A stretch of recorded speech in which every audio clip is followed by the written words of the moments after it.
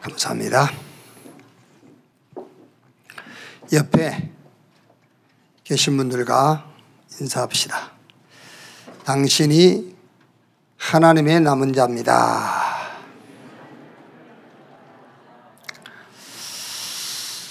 하나님이 하나님의 남은 자를 가지고 하나님의 뜻을 이루어 가시는 줄로 확신합니다. 민수기서 5장입니다. 민수기서 5장 1절에서 10절 말씀까지 보겠습니다.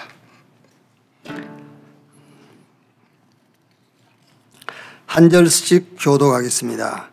여호와께서 모세에게 말씀하여 이르시되 이스라엘 자손에게 명령하여 모든 나병 환자와 유출증이 있는 자와 주검으로 부정하게 된 자를 다 진영 밖으로 내보내되 남녀를 막론하고 다 진영 밖으로 내보내어 그들이 진영을 더럽히게 하지 말라. 내가 그 진영 가운데에 거하느니라 하시매 이스라엘 자손이 그같이 행하여 그들을 진영 밖으로 내보냈으니 곧 여호와께서 모세에게 이르신 대로 이스라엘 자손이 행하였더라. 여호와께서 모세에게 말씀하여 이르시되 이스라엘 자손에게 이르라. 남자나 여자나 사람들이 범하는 죄를 범하여 여호와께 거역함으로 죄를 지으면 그 지은 죄를 자복하고 그 죄값을 온전히 갚되 5분의 1을 더하여 그가 죄를 지었던 그 사람에게 돌려줄 것이요 만일 죄값을 받을 만한 친척이 없으면 그 죄값을 여호와께 드려 제사장에게로 돌릴 것이니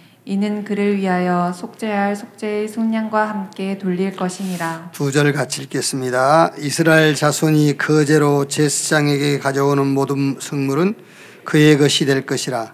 각 사람이 구별한 물건은 그의 것이 되나니 누구든지 제사장에게 주는 것은 그의 것이 되느니라. 아멘. 거룩하신 하나님 앞에 이런 제목으로 말씀을 나누겠습니다. 범죄하고 두려워하고 있는 아담과 하와를 하나님이 찾아오셨어요. 찾아오셔가지고 두려워하지 않아도 될 답을 주셨어요. 그 답이 메시아 보내겠다는 약속입니다. 여자의 후손이 뱀의 머리를 사가게 할 것이요. 예배를 드렸는데 응답을 받지 못한 것 때문에 낙심하고 불평하는 가인을 찾아오셔가지고 하나님께서 예배를 받을 수 없었던 이유를 말해줬어요.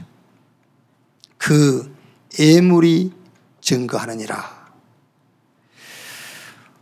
홍수 재앙 시대에 그 홍수를 피할 수 있는 길을 하나님이 노아를 찾아오셔가지고 말씀했어요. 방주를 지어라. 바벨탑 사건으로 굉장히 혼란스러운데 그때 하나님이 아브라함을 찾아오셔가지고 본토 친척 아비집을 떠나 내가 너에게 지시할 땅, 내가 너에게 보여줄 땅으로 가라. 이렇게 답을 주셨어요. 하나님 앞에 서는 방법을 말씀하신 거예요. 왜냐하면 하나님 앞에 서야 안전해요. 하나님 앞에 서야 손댈 자가 없어요. 하나님 앞에 서야만 승리해요. 그래서 하나님은 아담으로부터 시작해서 오늘 지금 여기 서 있는 저와 여러분에게까지도 하나님은 찾아오셔서 무슨 답을 주시냐면 완전한, 누구도 손댈 수 없는, 끝까지 승리할 수 있는 답을 주시는 거예요. 그래서 우리는 이 말씀 속에서 다른 것도 찾아야 되겠습니다만은 하나님 주시는 답을 찾아야 돼요. 자, 그래서 오늘 이 말씀은 두 부분으로 이렇게 나눠져 있죠. 5장 1절에서 4절은 부정한 병에 대한 처리의 법. 자, 2절 보니까요. 이스라엘 자손에게 명령하여 모든 나병 환자와 유출증이 있는 자와 주공으로부터 정하게 된 자를, 부정하게 된 자를 다 진영 밖으로 내보내되. 레위기서 13장에서 15장 내용을 보면은 나병이나 유출병에 대해서 자세하게 이렇게 나와 있어요. 어떻게 처리를 해야 된다 이런 내용들이 자세하게 나와 있지요. 그 다음에 이제 5장 5절에서 10절까지는 죄를 범했을 때 특히 손해배상법, 다른 사람 이웃에게 손해를 끼쳤을 때에 어떻게 그것을 처리할 것이냐 거기에 대한 법이지요. 자, 그 법이 이렇게 되어 있지요. 7절에 그 지은 죄를 자복하고 그 죄값을 온전히 갚되 5분의 1을 더하여 그가 죄를 지었던 그 사람에게 돌려줄 것이요 만일 죄값을 받을 만한 친척이 없으면 그 죄값을 여호와께 드려 제사장에게 돌릴 것이니 이는 그를 위하여 속죄할 속죄의 순양과 함께 돌릴 것이니라. 말하자면은 나병이나 유출병, 부종한 병을 처리하는 방법이 뭐냐? 진영 밖으로 내보내라. 이제 말하자면은 그 이스라엘은 성막을 중심으로 해서 12지파가 이렇게 성막을 바라볼 수 있도록 진을 쳤잖아요. 그 진 밖으로. 이제 우리나라 식으로 하면 사대문 밖으로 내보내라. 이제 그런 말이에요. 말하자면은요. 이렇게 그게 부정한 병을 처리하는 방법이었어요. 그 다음에 이제 다른 사람에게 피해를 입히고 그 피해에 대한 보상법은 피해를 준 그 사람에게 가해자가 피해 금액의 5분의 1을 더해서 주고 그걸 배상받을 사람이 없으면은 그거를 제사장에게 갖다 바치고 그것은 제사장의 몫이 된다. 이렇게 이제 처리 방법을 얘기해 줬어요.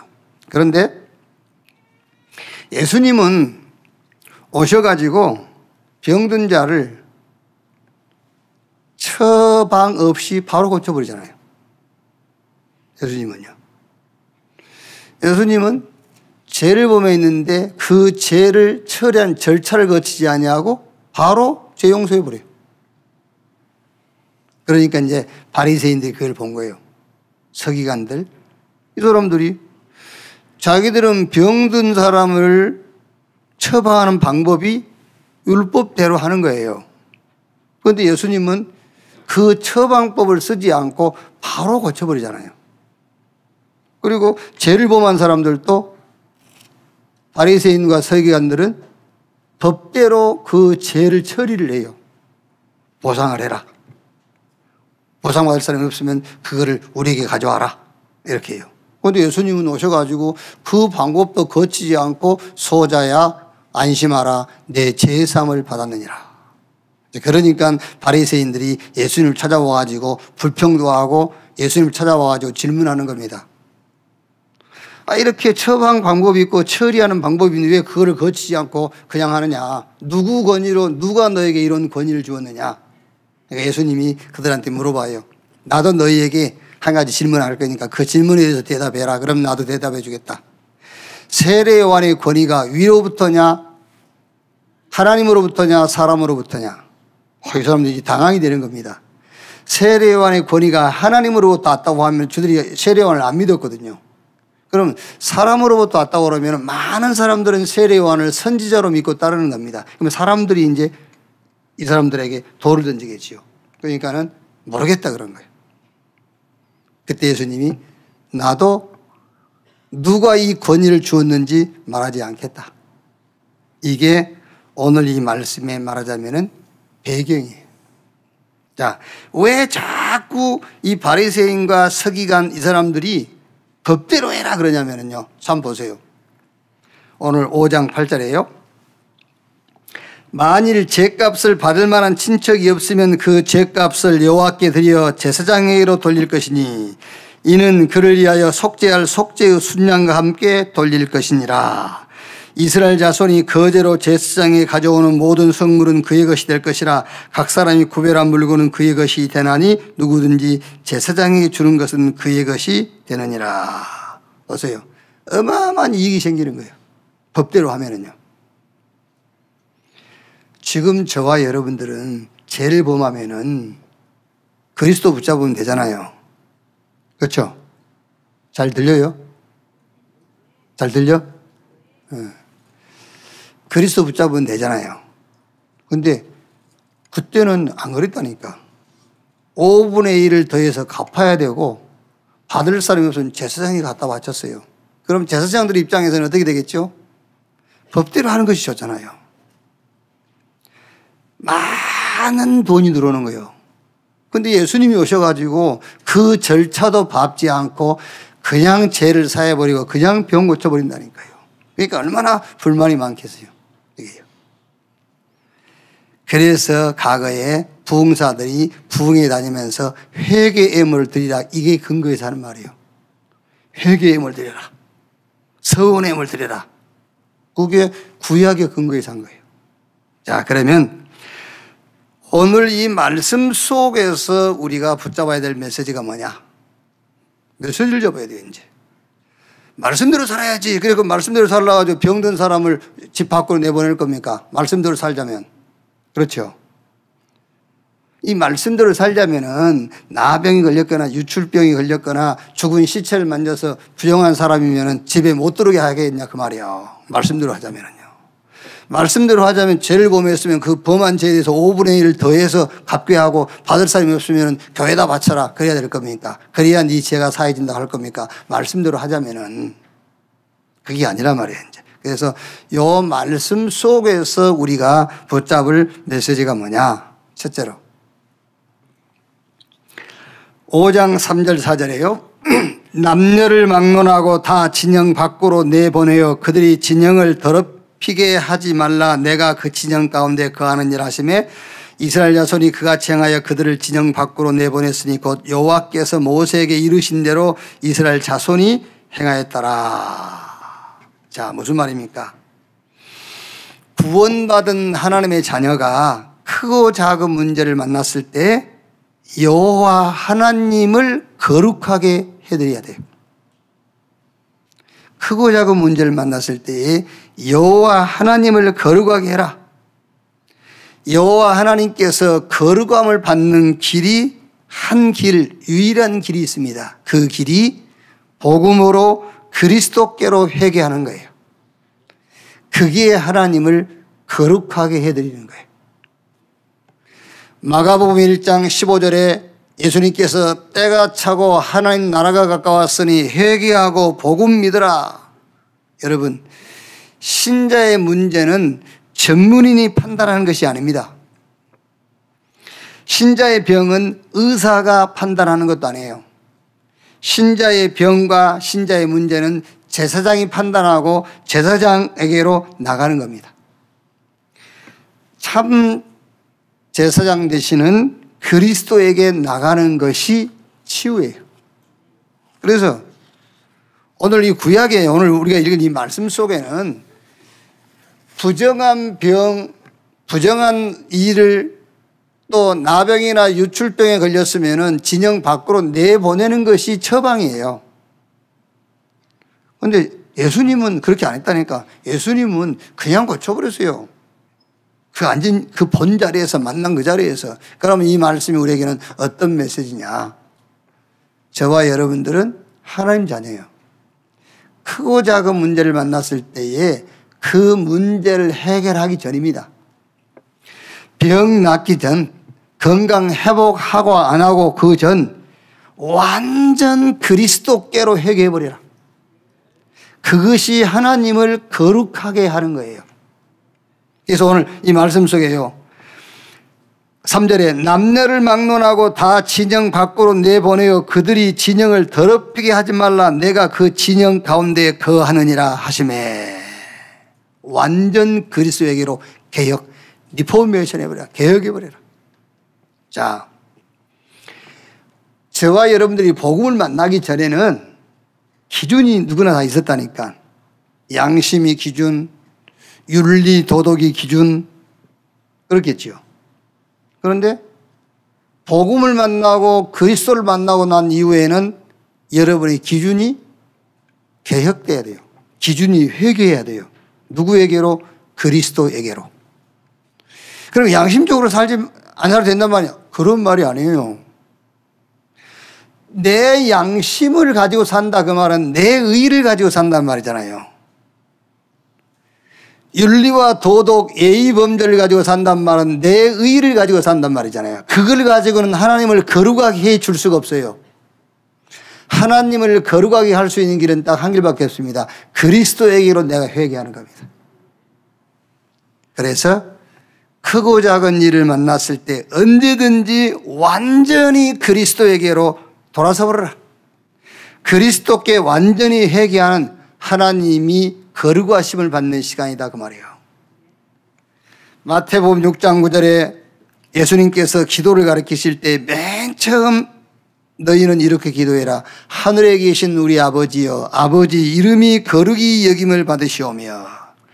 레위기서 11장 45절에 나는 너희의 하나님이 되려고 너희를 애굽 땅에서 인도해낸 여호와라.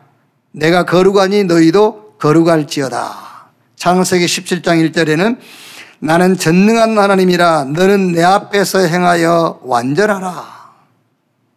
여러분, 문제가 크든 작든 병이 중하든 중하지 않든 그리스도 앞에 서버리세요. 그게 하나님을 거룩히 해드리는 거라니까요. 저와 여러분을 통해서 하나님이 하실 일은 거룩함을 받으시는 거예요.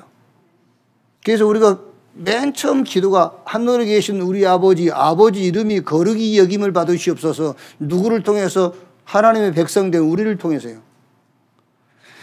문제를 만났을 때 하나님을 거룩하게 해드리는 것이 뭐냐? 문제 해결받는 것이 하나님을 거룩하게 해드리는 게 아니에요.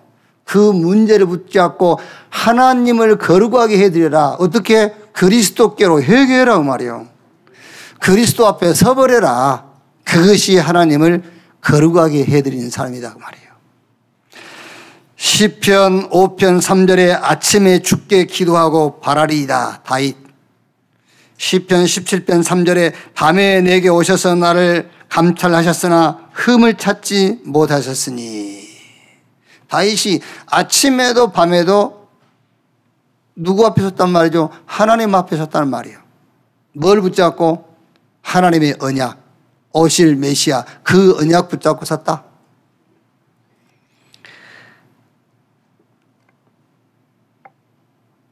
잘 이게 와닿지 않을 수도 있어요. 아니 목사님 지금 문제를 만나고 어려움을 당했는데 그걸 가지고 하나님을 거룩히 해드리라니요. 그렇습니다. 그거를 이용해서 그리스도께로 회개하는 시간입니다. 그래야 하나님이 거룩함을 받으시오. 자, 그 다음에 두 번째는 어떻게 여호와 하나님을 거룩하게 할 것이냐. 그리스도 안에서 하나님이 저와 여러분에게 주신 신분, 권세, 배경 앞에 서십시오. 하나님 자녀, 사단이 우리가 가는 곳마다 무릎 꿇는 권세, 저 보호자의 축복, 천군 천사가 동원되어지는 배경, 그거는요 세상 어디에서도 줄 수 없는 신분 권세 배경이에요. 그 신분 권세 배경이라는 것은 틈이 없고 완전한 신분 권세 배경이에요. 이 속으로 들어가라. 그게 하나님을 거룩하게 해드리는 거예요. 신분, 하나님 자녀, 그게 완전한 것이 아니까. 여러분이 완전할 때만 하나님이 거룩하게 돼요. 여러분을 통해서. 뱀과 정갈을 밟으며 모든 원수의 능력을 제할 권세를 주었으니 결단코 너희를 해할 자가 없을 것이다. 주는 그리스도시요 살아계신 하나님의 아들이십니다. 음부의 권세가 이기지 못할 것이다. 히브리서 1장 14절에 천사는 부리는 영으로 구원받은 후사들을 섬기라고 보낸 영이 아니뇨. 그리스도 예수 안에서 하나님이 그 자녀에게 주신 신분, 권세, 배경 앞에 서라. 그게 하나님을 거룩하게 해드리는 것이다. 저와 여러분이 완전해질 때만 하나님은 거룩하게 되는 거예요. 우리가 어떻게 하나님 앞에 완전해질 수 있겠습니까? 그리스도께로 회개할 때만 안전하게 돼요. 그리스도 안에서 우리에게 주신 하나님의 자녀라는 신분을 붙잡을 때만 완전하게 돼요. 하나님 자녀, 그게 완전한 거예요. 혹시 하나님이 예수 믿는 저와 여러분에게 신분을 주셨는데 조카, 그 신분을 줬다고 생각해 보세요. 불완전한 거예요, 그거는요. 그걸 가지고는 하나님을 거룩하게 할 수가 없어요. 하나님 자녀, 생명을 나눈 하나님 자녀. 그게 하나님 앞에 완전한 겁니다. 권세, 하나님만 멸할 수 있고 하나님만 꺾을 수 있는 사단을 꺾는 권세, 그게 우리한테 주어졌다니까요. 그게 완벽하고 빈틈없는 권세예요. 그게요. 누가 천국 보좌의 축복 천군 천사를 움직이겠습니까? 하나님만 움직일 수 있어요. 그런데 하나님 자녀된 저와 여러분이 가는 곳마다 천군 천사가 동원되게 돼 있어요. 그래서 이 신분 권세 배경 앞에 서라. 그게 하나님을 거룩하게 하는 것이다 그 말이에요. 그 다음 세 번째가 뭡니까? 기회입니다. 무슨 기회냐? 창세기 3장, 6장, 11장에서 사도행전 1장 1절, 3절, 8절로 완전히 각인을 바꾸는 기회다. 자, 문제 만나지요. 그 기회를 붙잡으세요. 어떤 기회를 붙잡으느냐? 나는 내가 필요하지 않다. 나는 그리스도가 필요하다. 이렇게요. 기회로 잡으셔야 돼요. 얼마나 좋은 기회입니까, 여러분?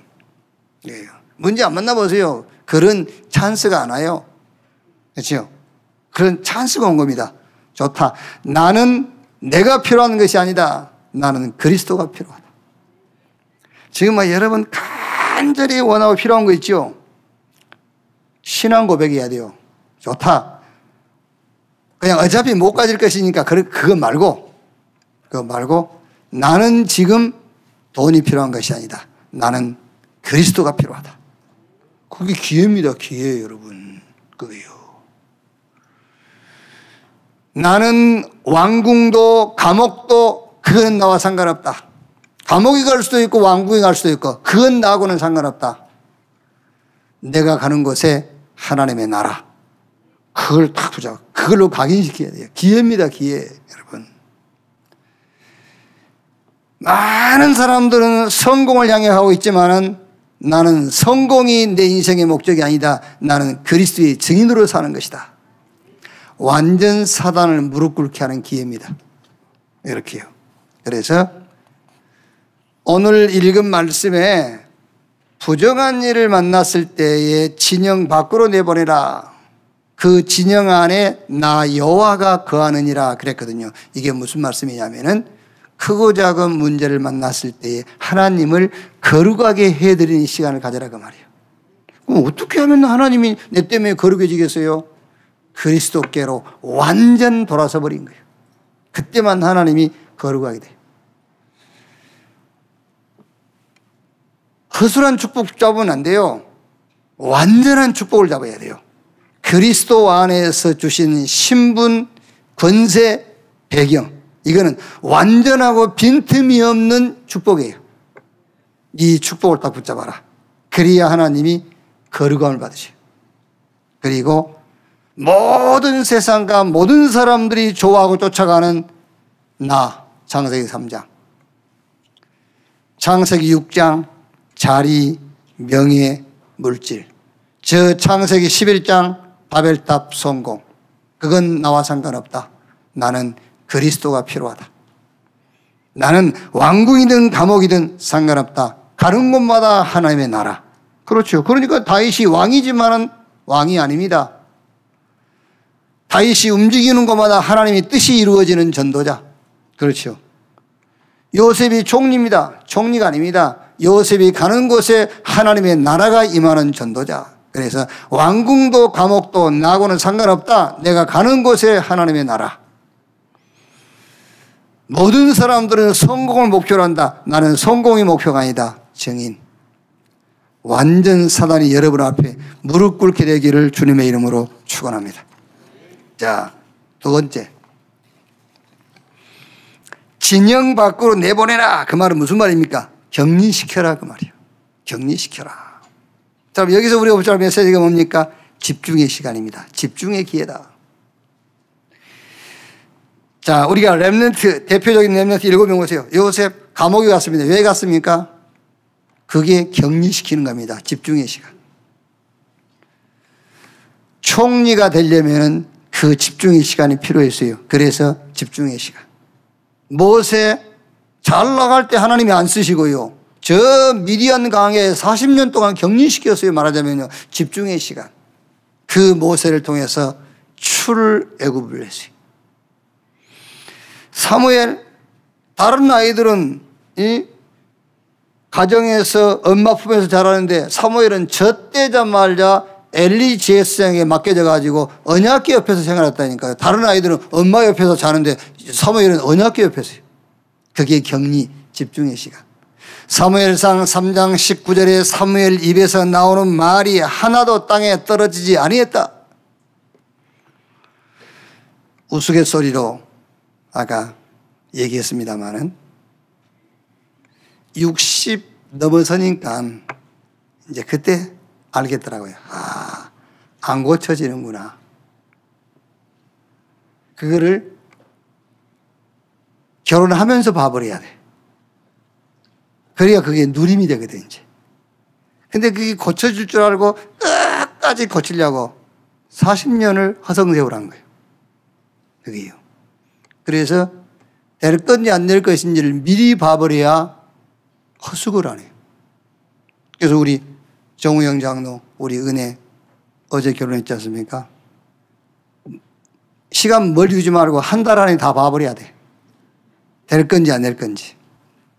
안 될 거는요, 안 되는 겁니다. 될 것은 되는 거고. 그걸 알아야 누리는 거예요. 미리 누리는 거예요. 이게요. 무슨 말이냐면은 저희 같은 경우는 어릴 때부터 교회를 다녔지만은 누가 안 가르쳐 줬어요. 하나님의 언약 이런 거예요. 그러니까 여러분 지금 우리 렘넌트 여러분들처럼 요셉이 감옥에 간 것이 하나님께서 격리시킨 것이다. 집중의 시간으로. 왜? 그 다음에 올 응답이 있기 때문에. 그걸 우리가 메시지로 미리 받고 미리 그것을 메시지로 누가 내게 주고 그걸 메시지로 붙잡았다고 생각해 보세요. 살아온 날들이 고생이었겠습니까? 그게 고생이 아니었겠죠. 뭔가 누림이고 꿈이고 막 그랬겠죠. 근데 그걸 누가 알려주지 않으니까 살아온 세월들이 싹 고스란히 고생으로 남아버린 거예요. 우리 렘넌트들은 미리 알라 그 말이에요. 문제 왔죠? 어려움 왔죠? 하나님이 격리시키는 거예요. 그 유 목사님 얘기 안 들어보셨습니까? 유 목사님 학교 다닐 때는 한 달 용돈 1,000원도 못 썼다잖아요. 그게. 그러니까 아예 가게 옆에 지나갈 때는 안 보고 갔대요. 라고. 봄은 먹고 싶으니까 안 보고 지나가고. 그것도 상처지. 봄은 어때? 누리면 되지.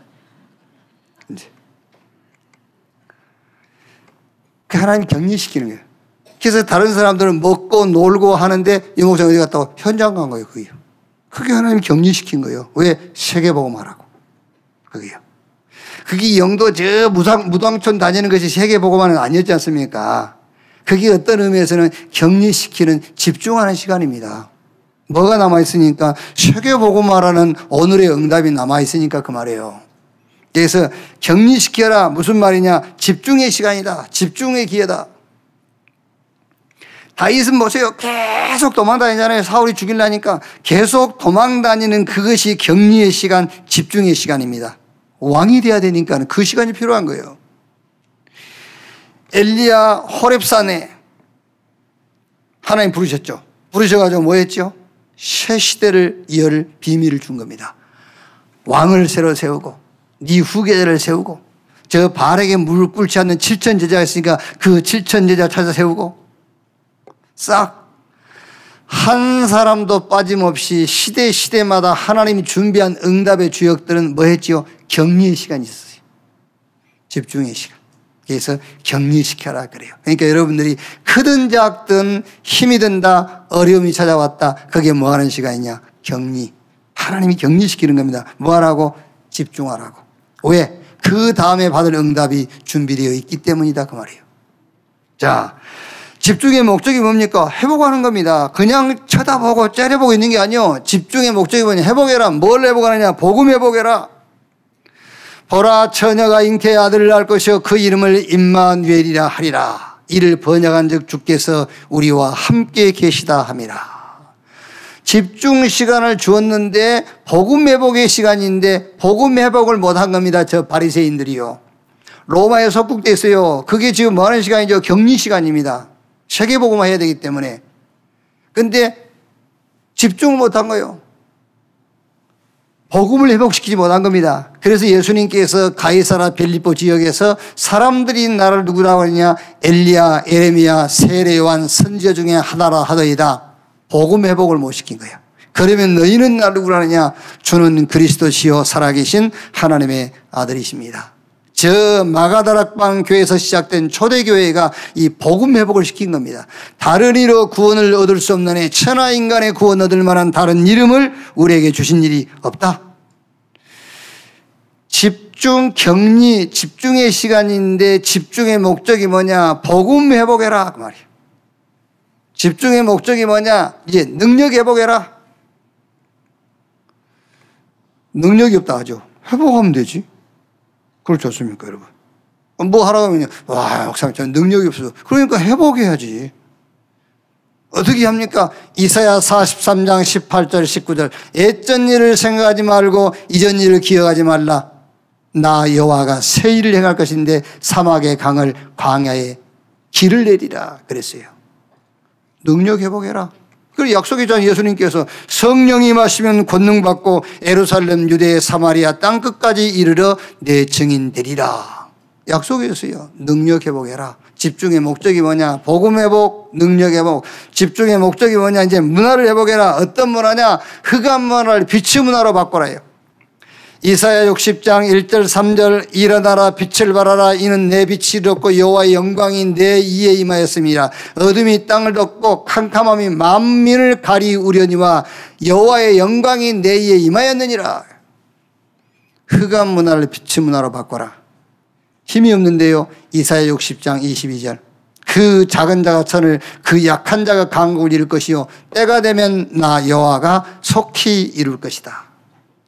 현장 회복이라 이제 어떻게 해요? 이사야 60장 6절로 22절 파수꾼 현장의 파수꾼으로 서라 말이에요. 미래를 회복해라. 이사야 6장 13절 밤나무 상수나무가 배임을 당하여도 구루터기가 남는 것처럼 이 땅에 거룩한 씨가 구루터기다. 그래서 부활하신 예수님께서 베드로 찾아와셔가지고 나를 사랑하냐? 나를 사랑하냐? 나를 세 번 물어봤어요. 내 어린 양을 먹이라. 어린 양을 치라. 어린 양을 먹이라. 미래를 회복해라. 집중의 목적이 뭐냐? 회복이다. 격리시키라고 말한 집중하라는 것인데 집중의 목적은 회복이요. 말씀 성취의 시간입니다, 여러분. 격리. 집중이 뭐냐? 말씀 성취의 시간이다. 자, 5장 1절에 여호와께서 모세에게 말씀하여 이르시되 5장 5절에 여호와께서 모세에게 말씀하여 이르시되 5장 11절에도요. 여호와께서 모세에게 말씀하여 이르시되 하나님이 저와 여러분에게 말씀을 주시잖아요. 그러면 이 말씀을 응답화시켜야 돼요. 그래야 히브리 4장 12절에 하나님의 말씀은 살아있고 운동력이 있어 그 말씀이 이해가 되는 겁니다. 말씀 받았으면 말씀을 응답화시켜라. 자, 성령이 임하시면 권능받고 이 말씀 받았다. 그러면 사업하신 분들은요, 사업장 가서요, 주여 이 사업에 하나님의 권능으로 역사해 주옵소서. 그게 말씀을 응답화시키는 거예요. 전도할 때만 필요한 말씀이 아니에요. 우리 렘넌트는 그 말씀 붙잡고 주여 내 학업의 능력으로 역사해 주옵소서. 우리 가정의 주여 능력으로 역사해 주옵소서. 그게 말씀을 응답화시키는 시간이에요. 그래야 말씀이 살아있고 운동이 있다는 말씀이 이해가 될 거 아니에요. 그게요. 크든 작든 여러분이 어떤 문제든 상관이 없어요. 문제 왔다. 이렇게 딱 생각하면 됩니다. 하나님을 거룩하게 해드리는 시간이다. 아멘. 문제 해결 이전입니다. 하나님을 거룩하게 해드리는 시간이다. 하나님은 저와 여러분을 통해서 거룩함 받기를 원해요. 어떻게 거룩하게 해드릴 것이냐? 완전 그리스도에게로 개혁해버리고 그리스도에게로 회개해버려라. 그게 하나님이 나를 통해서 여러분을 통해서 거룩하게 되는 거예요. 그리스도 안에서 주신 완벽한 빈틈이 없는 신분, 권세, 배경 속으로 들어가라. 그게 하나님을 거룩하게 하는 거예요. 완전 창세기 3장, 6장, 11장에서 빠져나와서 그리스도 하나님이나 성령 충만으로 각인을 바꾸는 시간. 그게 하나님을 거룩하게 하는 시간이다. 격리시켜라. 뭐라는 시간이요? 집중해라. 왜? 그 다음에 응답이 준비되어 있으니까. 그러면은 집중의 목적이 뭐냐? 회복해라, 회복. 복음부터 후대까지 회복해라. 그리고 말씀을 응용, 말씀을 응답화시키는 시간을 가져라. 자, 마지막 세 번째. 5장 5절에서 10절이에요. 이게 무슨 말이죠? 이 사람들은 죄를 범한 사람이 있으면 그 죄를 사하는 절차를 다 이렇게 밟아요. 그런데 예수님은 소자야 안심해라 내 죄 사함 받았느니라. 자, 여기서 우리가 붙잡을 메시지가 뭡니까? 죄 사함의 사실적인 축복을 누리라. 절차가 필요 없어요.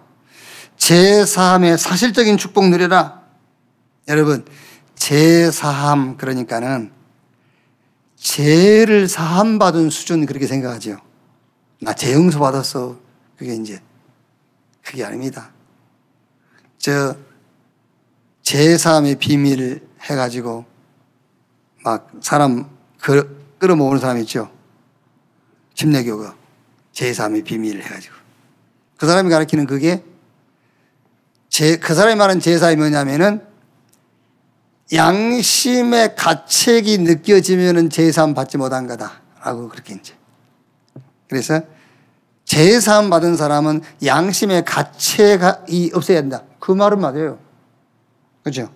사함 받았으면 사함 받은 거 왜 가책을 아직도 갖고 있어? 그건 사함 덜 받은 거지. 그렇죠?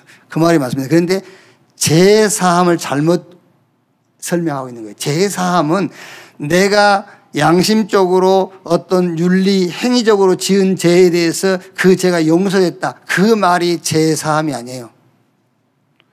성경이 말한 죄 사함이라는 것은 창세기 3장 사건 이후 배우 사단의 머리가 완전 깨져버린 거예요. 그게 죄 사함이에요. 죄 사함의 축복을 사실적으로 이제 누려라. 요한복음 8장 44절 죄의 아비 마귀, 세상 임금 마귀, 이 권세가 무력화되어 버린 겁니다. 그게 죄 사함이에요. 여러분 죄 사함 받다 그 말은요, 건들 자가 없어요. 여러분 이길 자가 없다고 말이야. 죄 사함 받았다 그 말은요. 그냥 양심의 가책을 가지고 막 이렇게 눌리고 살았는데, 나는 이제 죄 사함의 비밀을 깨달았다. 나는 죄에서 자유함을 얻었다. 맞긴 맞아요. 맞긴 맞지만 그 정도가 아닙니다. 죄 사함의 사실적인 축복. 완전 창세기 3장 사건의 배후 세력, 그 사단의 머리, 세상 임금, 죄의 아비, 그 사단의 머리가 완전 박살나고 그 사단의 권세가 무력화되어 버린 것이다. 그것이 죄 사함의 사실적인 축복을 누리는 거예요. 성경 골로새 1장 13절 14절에 그가 우리를 흑암의 권세에서 건져내사 그 사랑의 아들의 나라로 옮기셨으니 우리가 그 안에서 구속 곧 죄 사함을 받았느니라. 믿는 자들에게 이런 표적이 있다니 저희가 내 이름으로 귀신을 쫓아내고. 죄 사함의 축복을 사실적으로 누리세요. 사단이 여러분 앞에 완전 무력화됐어요. 자, 죄 사함의 축복이 뭐냐? 무능이 끝난 거예요. 빌립보 4장 13절 내게 능력 주시는 자 안에서 내가 능치 못할 일이 없느니라 그랬어요. 예수님께서도 마가복음 9장 23절에 할 수 있거든이 무슨 말이냐? 믿는 자들에게 능치 못할 일이 없느니라. 죄 사함의 사실적인 축복이라는 것은 내가 양심적으로 눌려있던 부분이 이제 자유함을 얻었다. 그런 수준이 아니라니까. 그런 수준이 아니고 무능이 끝났다 이제. 아시겠죠? 무능이 끝나버렸어요. 죄 사함은 그 말입니다. 무능이 끝났어. 실패될 수 있는 모든 조건 끝. 될 수밖에 없는 모든 조건의 시작. 절대 불가능 끝나고 절대 가능이 시작된 거예요. 그게 죄 사함의 축복을 사실적으로 누리는 겁니다. 아멘. 여러분, 진짜 생각을 바꾸세요. 긍정적, 적극적 사고를 가지란 말이 아닙니다. 하나님의 영원한 언약 속에서 주신 그 약속 붙잡고 내 생각이 바뀌어버려야 돼요. 여러분이 하나님 말씀 받았단 말 중에 가장 중요한 게 뭔지 압니까? 생각이 말씀 듣는 순간에 바뀌어버린 거예요. 뭘로? 하나님 주신 말씀으로 내 생각이 바뀌어버린 겁니다. 그걸 보고 말씀 받았다 하는 거예요. 누가복음 5장 1절로 11절에 저 갈릴리 호수에서 잔뼈가 굵은 어부 베드로입니다. 밤새도록 그물질했는데 고기 한 마리도 못 잡았어요. 이제 날이 셉니다. 날이 새면 갈릴리 호수에서는 고기 못 잡아요. 물이 너무 밝기 때문에 그물이 내려갈 때 고기들이 다 시야로 다 볼 수 있기 때문에 도망가 버려요. 그물을 걷는데 예수님이 찾아왔잖아요. 배를 좀 밀려달라. 왜? 사람이 너무 많이 몰려오니까는요. 배를 타고 육지에서 조금 뛰게 한 다음에 갈릴리 호수 이제 호수에서 말씀을 전가하겠죠. 그럼 이제 말씀을 가장 자세히 들을 수 있는 사람이 누구죠? 베드로잖아요. 다른 사람들은 저 갈릴리 호수 육지에 있고 베드로는 배에 예수님과 같이 있으니까요. 메시지를 자세히 들을 수가 있죠. 말씀을 다 증거하고 나서 예수님께서 베드로에게 깊은 데로 가서 고기를 잡아라. 그렇죠. 자, 말씀 듣기 전이라면 베드로 어떻게 되겠죠? 아, 이거 선생님 무슨 농담하십니까? 아, 이 사람 내 말 듣고 가봐. 그러면. 아, 이건 내가 여기서 어부로 잔뼈가 굵은 사람. 우리 아버지도 어부고 나도 어부입니다. 대를 거쳐서 어부를 하고 있는데 나아지 고기를 잡으라니요. 그랬겠죠. 그런데 예수님께서 깊은 데로 가서 그물레로 고기를 잡으라고 그랬더니 이미 말씀 들으면서 베드로의 생각 바뀌어버렸어요. 아, 저분 말만 들으면 되겠다. 이렇게 바뀌어버린 거예요. 저분이 하신 말씀이라면 틀림없겠다. 그래서 베드로가요. 밤이 맞도록 수고해서 얻은 것이 없지만 말씀에 의지해서 그물을 내리겠나이다. 그물을 내렸어요. 고기를 애운 것이 심이 많아. 누가 이제 어디 보면 고기가 153마리라. 그래서 모나미 볼펜 153. 그게 이제 거기서 나온 거지 않습니까? 153. 그 베드로 고기라고 있잖아요. 그 이스라엘 잉어. 고기가 크죠. 자기 배에도 가득 채우고 친구 요한의 배에도 가득 채운 겁니다. 그리고 베드로가 예수님 발 앞에 무릎을 꿇고 주여 나는 죄인입니다. 나를 떠나소서.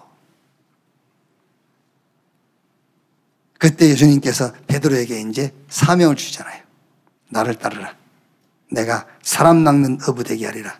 배와 그물을 버려두고 예수를 따르니라. 그랬어요. 여러분, 우리 신앙생활에 제일 중요한 게 뭔지 압니까? 생각 바꾸는 거예요. 생각을. 근데 생각을 무엇으로 생각을 바꾸냐 하거든요. 말씀으로. 하나님 말씀으로. 제3의 사실적인 축복이 뭐냐? 제3 받았다 그 말은 사단의 권세가 여러분 앞에 무력화되어 버린 거예요. 그게 제3. 제3이 뭐냐? 무능이 끝났어요, 이제. 자꾸 여러분 뭔가 눌려있거든요. 무능하다는 이런 거예요. 내 자신도 모르게 잡혀있어요. 나는 무능. 나는 안 돼요. 무능. 제3 받았다니까. 무능 끝났어요. 나는 잘 안 돼. 안 되는 조건 끝났다니까, 이제. 될 수밖에 없는 조건의 시작이 그게 제3이라 그 말이라니까요. 그게요. 자, 결론.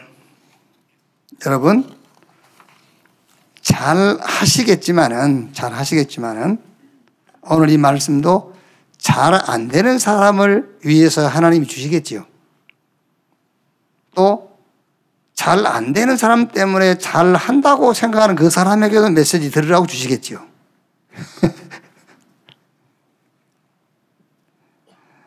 우리는 문제 생기면 문제 해결하는 데다가 1순위를 둡니다.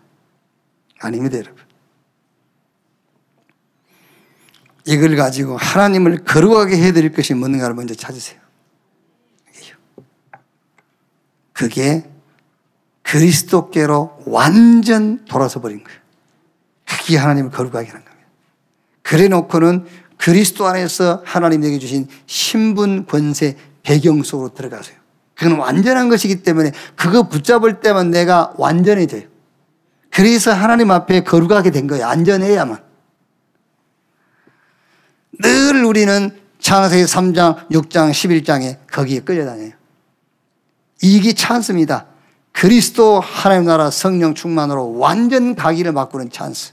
하나님을 거룩하게 해드린 시간을 가지세요. 진영 밖으로 내보내라. 그 진영 안에 내가 거하느니라. 그 말은 무슨 말입니까? 여호와는 거룩합니다. 우리가 거룩해야만 하나님 앞에 설 수 있어요. 그게 거룩해지는 방법이에요. 격리, 분리시켜라. 진영 밖으로 내보내라. 격리, 집중입니다. 왜? 왜 집중해야 되겠죠? 그 다음 응답이 있으니까. 그래서 집중의 목적은 회복입니다. 회복해야 그 다음 응답의 자리에 갈 수 있잖아요. 말씀 받았으면 그 말씀을 응답화시키는 시간을 가지세요. 그래야 말씀이 살아있고 운동력이 있는 거예요. 응답화시키는 시간. 제3의 비밀, 제3의 축복을 사실적으로 누려라. 여러분 앞에 사단의 머리는 완전 깨졌어요. 사단은 무력화됐어요. 무능도 끝났고 될 수밖에 없는 조건 주어졌어요. 자, 결론. 민수기서는 훈련입니다, 여러분. 무슨 훈련이냐? 생각을 바꾸는 훈련이다. 로마서 6장 1절 11절에 우리의 수준을 얘기했거든요. 저와 여러분의 수준이 어느 정도냐면은 그리스도와 함께 죽고 함께 산 자. 이게 우리 수준이에요. 그리스도와 함께 죽고 함께 산 자. 그게 우리 수준. 로마서 4장 25절에 그리스도는 우리의 범죄한 것 때문에 내어짐이 되고 우리를 의롭다 하기 위하여 다시 살아나셨느니라. 갈라디아 2장 20절 내가 산 것이 아니라 내 안에 그리스도께서 사신 것이다. 이게 저와 여러분의 수준입니다. 이제 여러분 어마어마한 거예요. 어마어마한 겁니다. 지금 막 바로 저질러도 돼요. 근데 급할 거 없어요. 우리 수준이 보통 수준이니까 급하게 할 거 없어요. 천천히 하는 겁니다. 왜? 이제 우리 수준이 그리스도와 함께한 수준인데, 함께 죽고 함께 산 수준인데, 이 수준을 가지고 뭐 하는 거냐? 도전해라 이제. 도전. 어디 도전하느냐? 현장에 도전해라. 어떻게? 현장을 교회화하는 데 도전해라. 현장을 교회화. 어디에 도전하느냐? 업에 도전해라. 내 업을 전도화, 선교화 시키는 데 도전해라. 여러분 지금 얼른 우리 렘넌트라든가 신앙생활 하신 지 얼마 안 되신 분들은요, 이게 얼른 연결이 안 될 겁니다. 응답으로. 그러면은요, 딱 적어놓고 한번 일주일 내에 한번 생각해 보세요. 도전하는데 현장에 교회화 시키는 데 도전해라.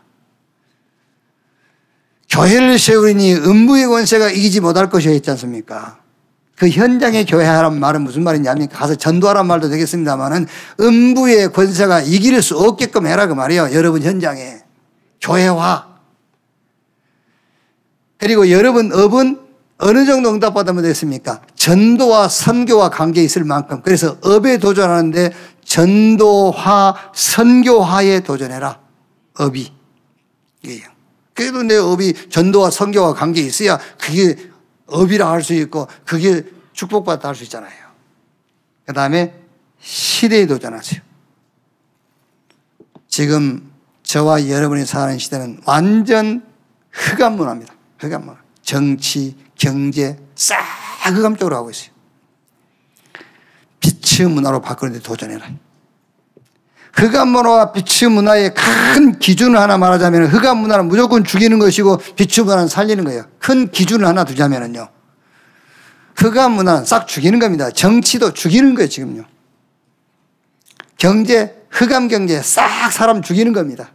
그렇죠? 문화, 돈 되는 것을 싹 사람 영혼과 마음과 생각을 싹 죽이는 것이 문화가 돈 긁어모으잖아요. 이제 우리는 하나님의 능력, 하나님이 함께한 능력, 함께 죽고 함께 산 능력을 가지고 문화에 도전하는데 어떻게 도전해? 살리는 쪽으로 도전해라. 여기요. 도전해라. 내 수준이 아니다. 하나님이 함께하는 수준을 가지고. 그리고 이거는 준비입니다. 이제 미래에 도전하세요. 준비일 수도 있고 지금 당장 응답일 수도 있고요. 미래에 도전해라.